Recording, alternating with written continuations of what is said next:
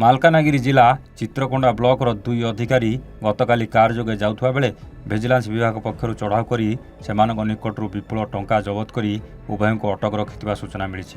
ତେବେ ମିଳିଥିବା ତଥ୍ୟ ଅନୁଯାୟୀ ମାଲକାନଗିରି ଜିଲ୍ଲା ଚିତ୍ରକୋଣ୍ଡା ବ୍ଲକରେ କାର୍ଯ୍ୟରତ ସହକାରୀ ଯନ୍ତ୍ରୀ ପବିତ୍ର ମୋହନ ପାଣିଗ୍ରାହୀ ଓ ଜିପିଟିଏ ଜଗନ୍ନାଥ ବେହେରା ଏକ କାର୍ ଯୋଗେ ଚିତ୍ରକୋଣ୍ଡାରୁ ଜୟପୁର ଅଭିମୁଖେ ଯାଉଥିବା ବେଳେ ଗୋବିନ୍ଦପାଲି ଘାଟିରେ ସେମାନଙ୍କୁ ଭିଜିଲାନ୍ସ ବିଭାଗର ଅଧିକାରୀମାନେ ଚଢ଼ାଉ କରି ସେମାନଙ୍କ ନିକଟରୁ 5,10,000 ଟଙ୍କା ଜବତ କରିଥିଲେ। ତୁରନ୍ତ ସେମାନଙ୍କୁ କାବୁ କରି ଜୟପୁର ଭିଜିଲାନ୍ସ ବିଭାଗ କାର୍ଯ୍ୟାଳୟକୁ ନିଆଯାଇଥିଲା ବେଳେ ସେଠାରେ ସେମାନଙ୍କୁ ପଚରାଉଚରା କରାଯାଉଥିବା ସହ ଏହି ଅର୍ଥ କେଉଁଠୁ ଆସିଲା ସେ ନେଇ ତଦନ୍ତ ଜାରି ଥିବା ଜୟପୁର ଭିଜିଲାନ୍ସ ଏସ୍ପି ରବୀନ୍ଦ୍ର କୁମାର ପଣ୍ଡାଙ୍କଠାରୁ ସୂଚନା ମିଳିଛି। ଏହାସହ ଯନ୍ତ୍ରୀ ପବିତ୍ର ମୋହନ ପାଣିଗ୍ରାହୀଙ୍କ ଭୁବନେଶ୍ୱର ବାସଭବନ ଚଢ଼ାଉ କରି 10 ଲକ୍ଷ ଟଙ୍କା ନଗଦ ଜବତ କରିଥିବା ସୂଚନା ମିଳିଛି। ସେହିପରି ଆଜି ସହକାରୀ ଯନ୍ତ୍ରୀ ଅଫିସ୍ ଓ ବାସଗୃହରେ ଭିଜିଲାନ୍ସ ଚଢ଼ାଉ କରିଛି।